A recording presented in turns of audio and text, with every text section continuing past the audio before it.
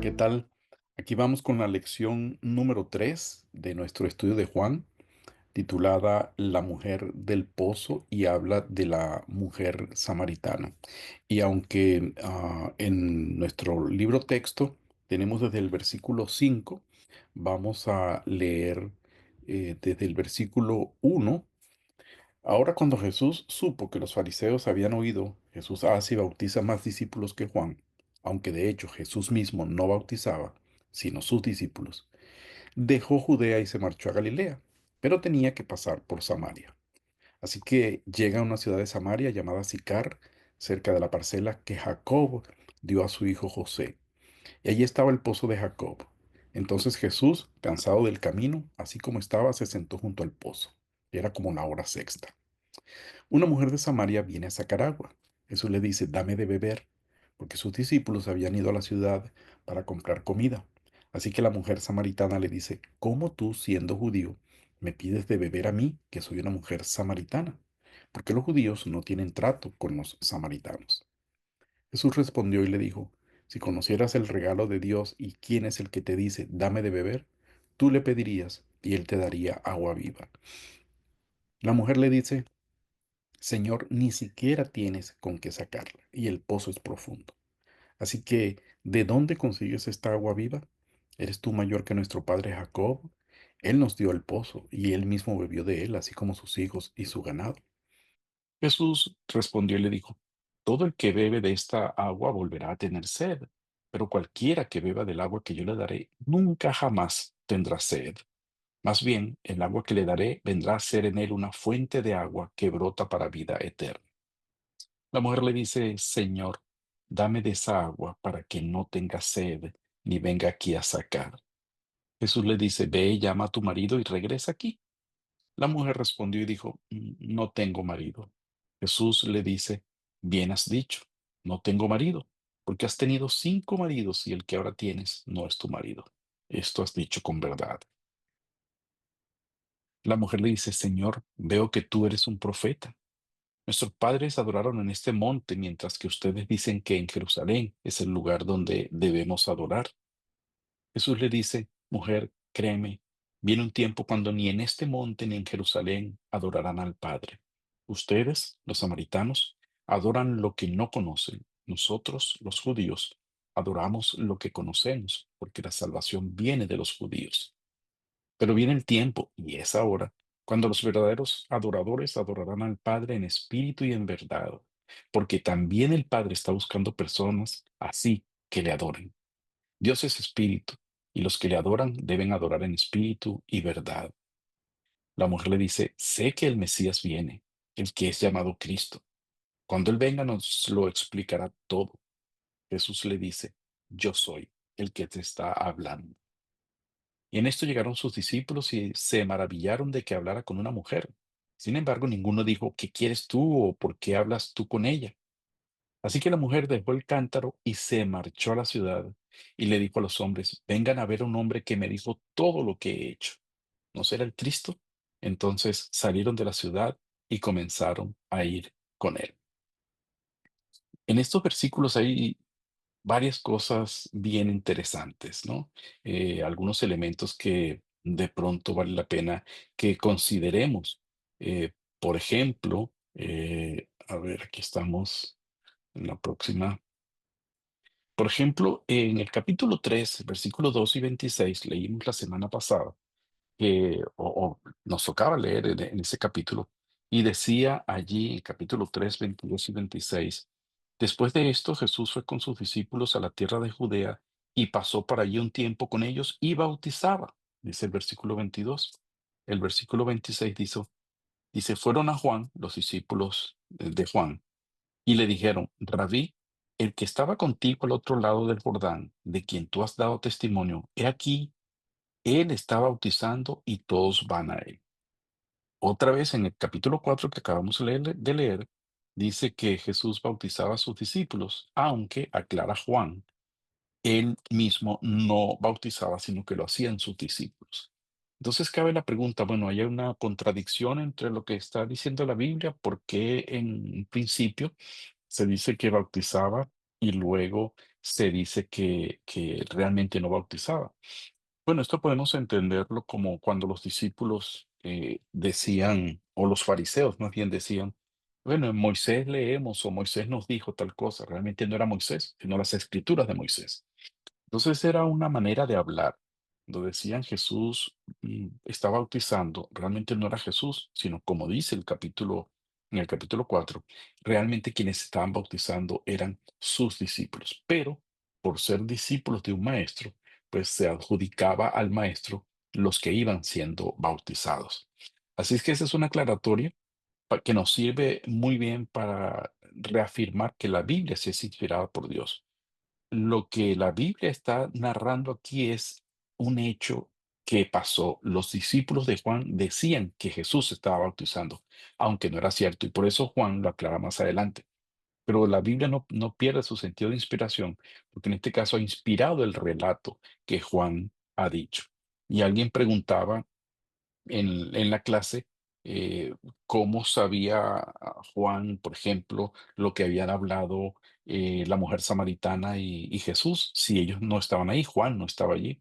Y hablábamos de que existen, evidentemente en este caso, tres fuentes que pudieron facilitar la información a Juan. Uno, el mismo Jesús, porque Jesús le contó a ellos lo que había estado hablando con la mujer, que de hecho fue más de lo que se narra, porque la mujer dice, ahí hay un profeta que me dijo todo lo que yo he hecho. Recuerden ustedes que Juan recoge solamente aquellas cosas que sirven para afianzar la creencia de que Jesús es el Hijo de Dios, como dice en el capítulo 20 y en el capítulo 21 dice que hizo Jesús muchas otras cosas que si se hubieran escrito todas no cabrían los libros en el mundo. Eso lo mencionamos en la clase pasada. De modo que lo que él recoge aquí, Juan recoge es un extracto de la conversación. Entonces Jesús mismo pudo haberle comentado. Luego, la gente sabía mucho de esto porque la misma mujer se había encargado de dar la noticia, de contar lo que Jesús había dicho. Y en tercer lugar, y el más importante, es la inspiración del Espíritu Santo. El Espíritu Santo le revelaba a los hombres que escribieron los libros de la Biblia, revelaba las cosas que iban a escribir. Por ejemplo, Moisés nunca estuvo presente en la creación. Sin embargo, Dios le revela para que escriba el libro de Génesis, esos capítulos que hablan de la creación y todas esas historias de inicios de- del mundo, del género humano, donde obviamente Moisés no estaba, pero escribe por revelación del Espíritu Santo. Así es que esa aclaración es sumamente importante para que no dudemos de de la inspiración de la escritura. Otra cosa interesante aparece de los versículos 3 al 9, porque hay muchos datos allí que tienen que ver con la geografía de la tierra santa de aquel tiempo de Jesús. Empezando en el versículo 3 dice que el Señor dejó Judea y se fue a Galilea. Y un paréntesis aquí, recuerden ustedes que los fariseos ya andaban viendo a Jesús y ya se convertía Jesús en un problema para ellos, así es que empiezan los judíos a ver a Jesús. Jesús todavía no quería revelarse por completo, de modo que se va, por a causa de esto, se va de Judea y se va a Galilea. Pero el versículo 4 dice, le era necesario pasar por Samaria. Los judíos no pasaban por Samaria. Ah, este camino, esto que ven ahí es el mapa de la Tierra Santa en los tiempos de Jesús. Y ustedes pueden ver hacia el sur, ah, ah, a ver si podemos mencionar, aquí hacia el sur se encuentra la provincia de Judea. Recuerden ustedes que Judea era una provincia, Samaria era otra provincia, Galilea era otra provincia. Pero en virtud de que los judíos no querían contaminarse, y vamos a contar un poco más de eso, con los samaritanos, ellos usaban un camino distinto. Déjenme ver si podemos ampliar este mapa. Aquí está. Ellos no querían pasar por aquí para no contaminarse, entonces tomaban el camino largo, un camino que tomaba días recorrer, porque por aquí era recto. Fíjese usted que aquí está Jerusalén, un camino recto, hubieran llegado a Nazaret o a Caná, es decir, a Galilea, de manera directa. Otra vez, Judea es como una provincia, Samaria otra provincia, Galilea otra provincia. Aquí tenemos a Perea y aquí tenemos a Decápolis. En Decápolis había muchos personas no judías, muchos gentiles vivían en esa área. Entonces, ¿qué hacían los judíos para no pasar por Samaria? Tomaban este camino, salían de aquí, de Jerusalén. Déjeme ver si puedo hacer una vía aquí. Salían de aquí de Jerusalén, donde estaba Jesús, tomaban el camino, cruzaban el río Jordán, esta línea azul que estoy cruzando aquí es el río Jordán, subían por acá y llegaban entonces a Galilea, en este caso a Nazaret. Ese era el camino que tomaban, que evidentemente era mucho más largo que el camino normal. Jesús se encuentra con la mujer casi a mitad del camino aquí, en este lugar, en Sicar. Y otro sitio que la mujer menciona en su conversación es el monte Gerizim, que está aquí al ladito, que era el sitio donde los samaritanos hacían sus ritos y sus cultos de adoración al Señor. Así que fíjese que era un camino bastante más largo. Y la razón por la cual los judíos tomaban ese camino más largo era por una disputa que tenían con los samaritanos, que aparece en Segundo de Reyes, capítulo 17. Y aquí voy a aprovechar para mostrarle algo que puede mostrarle a sus estudiantes, que tiene que ver con si ustedes ven aquí esta letrita B que aparece aquí, esta letra B, ¿verdad? Dice aquí, una ciudad de Samaria llamada Sicar, del campo que Jacob había dado a su hijo José. Entonces, cuando habla de ese asunto, esta letrica B nos lleva nos lleva a esta letrita B que está aquí, que fíjese que es capítulo 4 versículo 5. Entonces dice, compárese, es lo que quiere decir CF, compárese con Génesis 33:19, donde se narra la historia de el campo que compró Jacob. Pero de igual manera van a encontrar una letrita donde dice aquí abajo, ¿cómo es que tú siendo judío me pides de beber a mí, siendo yo una mujer samaritana? Porque los judíos no se tratan con los samaritanos, y está una letrita D aquí. Esa letra D los va a llevar allí abajo, donde ya vimos que está la otra C, para informarles dónde está la cita bíblica que narra esa historia en la cual los judíos y los samaritanos se enemistaron. Y ustedes pueden ver aquí que yo he hecho mi propia anotación, y aquí tengo tres citas bíblicas donde se habla de esa disputa, de esas diferencias que había, comenzando en el segundo libro de Reyes, capítulo 17. Les cuento un poquito de la historia y ustedes podrán leerla después. Los asirios sacaban a todos los pueblos que ellos conquistaban, los sacaban de su tierra, porque había la creencia de que los dioses tenían un poder local solamente, que un dios no podía actuar, el dios de una ciudad o de un pueblo no podía actuar en otra ciudad o en otro pueblo, en otro país. Así es que sacaban a la gente de allí, y de esa manera, pues pensaban ellos, los separaban de sus dioses. Cuando los asirios sacan a los judíos de estas 10 tribus que estaban en el norte del país. Ustedes recuerdan que el reino se había dividido después de Salomón en 10 tribus al norte y 2 tribus al sur. Las 2 tribus al sur tenían un mal comportamiento, pero las tribus del norte eran aún peor. Así es que en el 722 los asirios conquistan esas tierras del norte y se llevan a esta gente.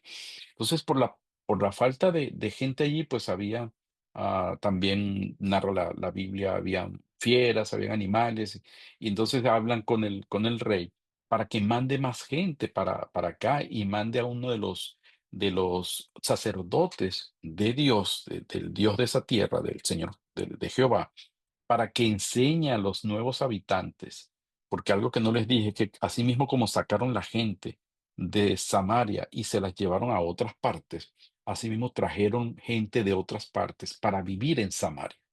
Entonces decían, como no conocemos el Dios de esta tierra, esto se está poniendo muy difícil. Así es que el rey decide mandar a uno de los sacerdotes de Jehová, el Dios de esas tierras, y para que les enseñe la manera cómo adorar, cómo rendirle culto al Dios de esas zonas.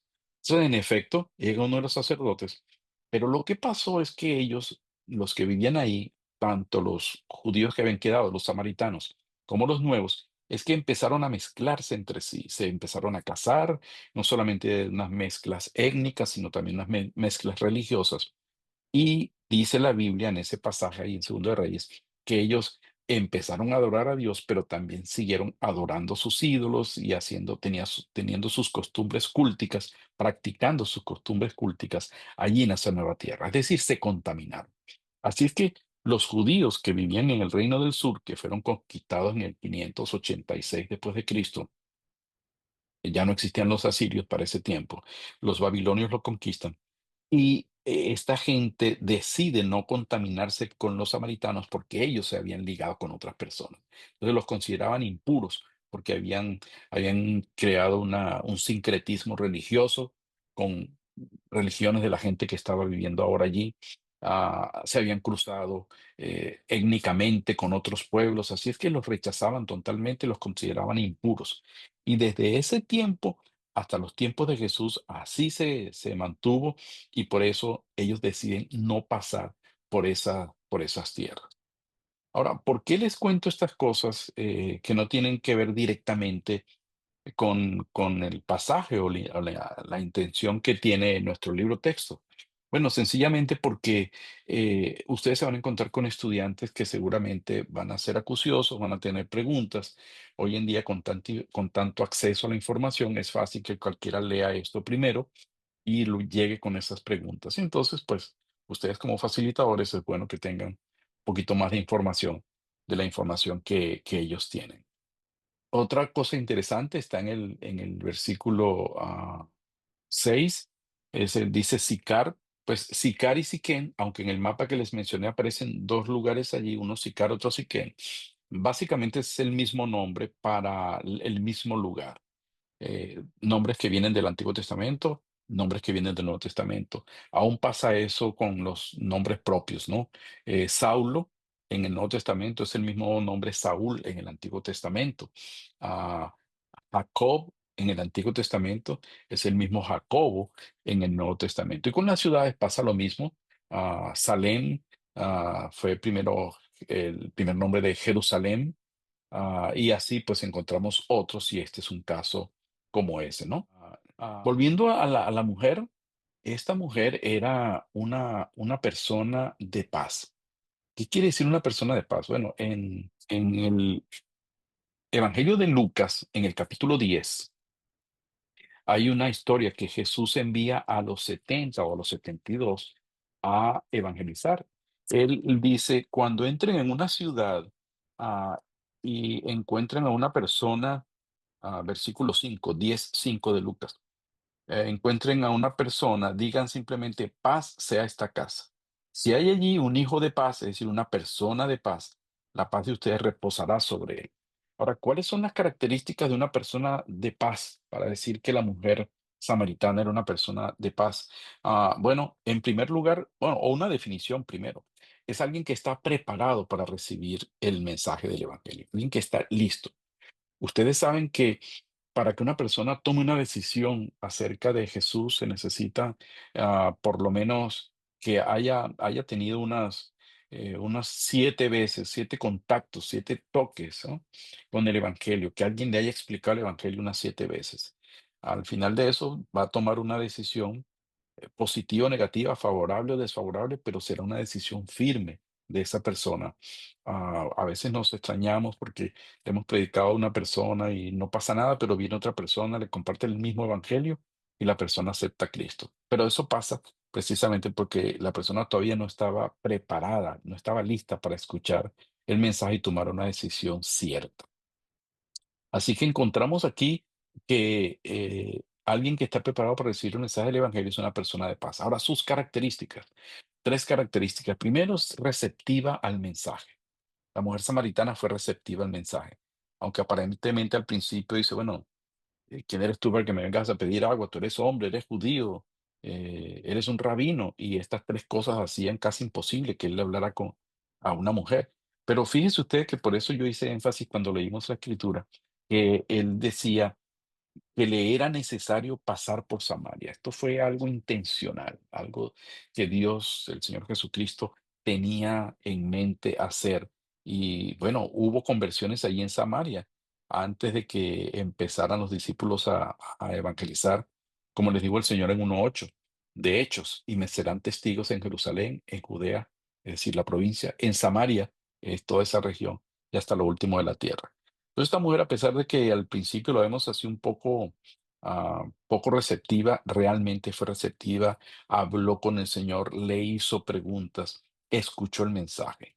La segunda característica de una persona de paz es que tiene reputación. Buena o mala, tiene reputación y eso va a impactar en la gente que la conoce. En este caso, ella tenía mala reputación, va a buscar agua al mediodía, dice la escritura, porque a esa hora las demás mujeres no iban. Entonces las demás mujeres no querían conversar con ella y ella tenía que ir a la peor hora a recoger agua, pero era a causa de su reputación. Sin embargo, Dios usa eso. Es como le decía yo a alguien estos días, ¿quién no conoce al loco del pueblo, ¿no?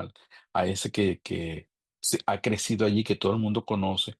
Si esa persona tiene un cambio, muere, pasa algo, todo el mundo se entera porque le conoce. Y eso pasó con la mujer samaritana al final de esta historia, versículos 34. El Señor, el Evangelio nos dice que esta mujer, eh, versículos sí, del 39 al 42 del capítulo 4 de Juan, dice que esta mujer fue y testificó y la gente creyó en Jesús y esto era a consecuencia de su reputación. Y la tercera característica de una persona de paz es que tiene relaciones, que tiene contacto con la gente. En este caso vemos a la mujer otra vez, va y habla y dice que los hombres del pueblo ah, le escucharon lo que ella dijo y ella fue clara y dijo, mira, él me dijo todo lo que yo soy, si no estaba escondiendo nada.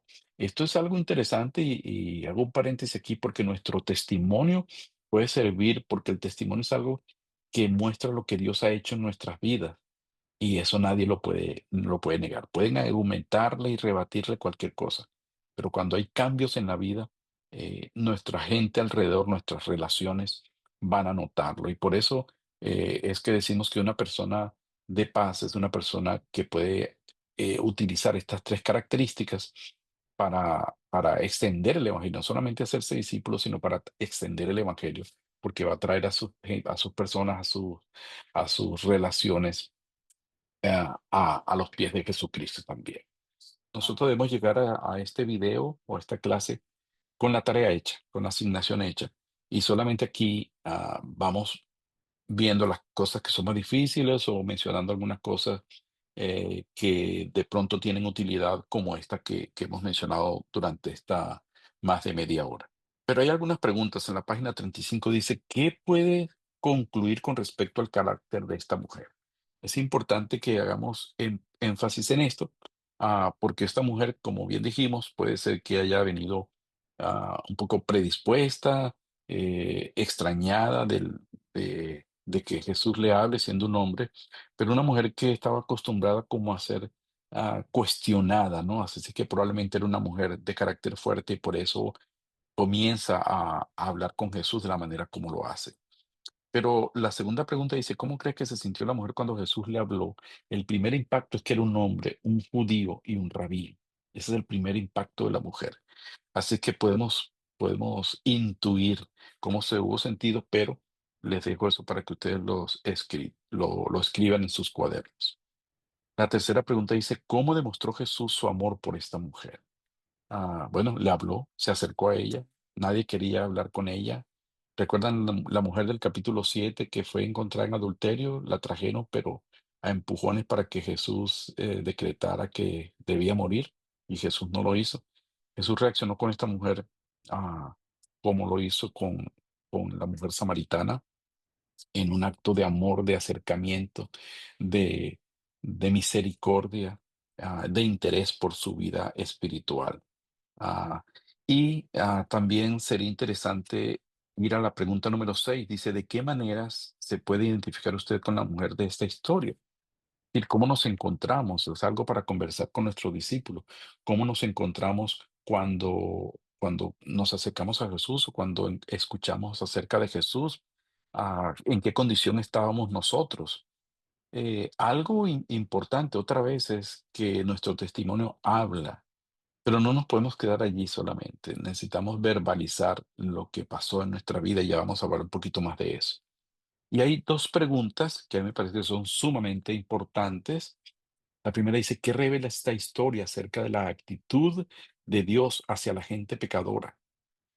Otra vez hemos dicho, el amor, la misericordia, la disposición a buscar a la gente, como dice la parábola de la oveja perdida, eran 100 ovejas, 99 las dejó allí, fue a buscar a una, y aunque fuera una, tenía la importancia para ir a buscarla. Juan 3:16 dice, de tal manera amó Dios al mundo, a todo el mundo, para que cualquiera que en él cree, no se pierda, sino que tenga vida eterna. Así es que hasta una mujer samaritana era importante en la mente, en la estrategia de Jesús. Y la pregunta 11 dice, ¿cómo te animan a tratar a los demás las acciones de Jesús en esta historia? ¿Qué debemos hacer? ¿Debemos hacer distingo de personas? Muchas veces lo hacemos, no queremos predicarle a este o a aquel, no, a aquel le tenemos miedo, a este le tenemos vergüenza, y hacemos distingo y nunca le compartimos el evangelio a esas personas. Pues la, lo que nos anima a esto es a acercarnos a cualquier persona, no importa quién es, nos debemos acercar para compartir el evangelio. Y finalmente, como yo dije, los versículos 39 al 42 son importantes porque muestran la importancia del testimonio personal. Fíjese, el versículo 39 dice, y muchos de los samaritanos de aquella ciudad creyeron en él por la palabra de la mujer que testificaba. Esta mujer hablaba, esta mujer decía lo que le había ocurrido. Esta mujer estaba dispuesta a, inclusive, a abrir su corazón y decir, bueno, sí, yo he sido esto, yo he sido aquello. Eh, em, yo quiero testificar de lo que Él ha hecho en mí, el impacto que Él ha creado en mí. El testimonio es una herramienta sumamente importante. Como dije ya, nadie puede rebatir el testimonio, nada puede rebatir que una persona antes era alcohólica y Cristo le cambió, que una persona era orgullosa, era mentirosa, lo que sea que haya sido nuestra condición y Cristo nos cambió. El testimonio es una herramienta importante y yo compartí en el chat, compartí un video que hice hace como 6 años, donde muestro cómo fabricar nuestro testimonio de 15 segundos o en 15 segundos. Aprender a decir lo que Cristo hizo en nosotros en 15 segundos porque la gente no tiene más tiempo para escucharnos. Pero si logramos decir, resumir en 2 palabras lo que era nuestra vida antes de Jesús y cómo Él nos cambió y lo que es nuestra vida ahora después de Jesús, eso va a hacer impacto en la gente. Porque le está diciendo a la gente que Jesús tiene respuesta para sus necesidades de hoy, para sus angustias de hoy, para sus problemas de hoy. No tiene que esperar ir al cielo, no tiene que morirse para que el Señor le solvente, le solucione el problema. Él puede hacerlo hoy mismo. En mi caso, hubo un tiempo en mi vida en que yo me sentía solo y sin un propósito para vivir, pero conocí a Cristo, decidí seguirle. Ahora Él es mi mejor amigo, mi mejor compañía y me dio un propósito para la vida. Cuando le decimos a una persona que éramos egoístas, que éramos celosos, que éramos cualquier cosa que le digamos, es probable que la persona se identifique con nosotros y diga, eso es lo que yo necesito, eso es lo que me hace falta en mi vida. Por eso es importante que demos testimonio, porque mire lo que pasó con la mujer samaritana. Muchos creyeron en la ciudad por la palabra de ella, por el testimonio de lo que ella decía. Pero el 41 dice, y muchos más creyeron por su palabra y no dejaban de decirle a la mujer, ya no creemos, es decir, está hablando mucho más, creyeron por la palabra de Jesús, porque Jesús se quedó allí 2 días, ellos le pidieron que se quedaran y él se quedó 2 días más allí. Y entonces le dijeron a la mujer, ya no solamente creemos por lo que tú nos dijiste, porque nosotros mismos hemos oído y sabemos que este es verdaderamente el Mesías, el Salvador del mundo. Es decir, el testimonio de la mujer trajo como consecuencia que ellos quisieron escuchar más de Cristo, y al escuchar más de Cristo, entregaron sus vidas a Él. Cuando usted se reúne con un grupo de discípulos, probablemente alguien que no sea cristiano quiere reunirse con usted allí en ese grupo. Bueno, si empieza a hablar a usted de Cristo, si usted empieza a hablarle del Señor Jesucristo y del plan de salvación, lo más probable es que pase esto y que le diga, ya no creemos solamente por lo que nos dices, sino porque nosotros mismos hemos experimentado la salvación en Cristo. Así que les animo a seguir adelante, les animo a leer todo este libro una vez más, o si una herramienta que les recomiendo es que si tienen tiempo para ir en el auto o mientras están haciendo alguna labor en la casa, ustedes pueden poner una aplicación que les vaya narrando la Biblia, que les vaya narrando el libro de Juan. Necesitamos leer todo el libro varias veces antes de terminar este curso. Que Dios les bendiga, que Dios les guarde y nos vemos la próxima semana.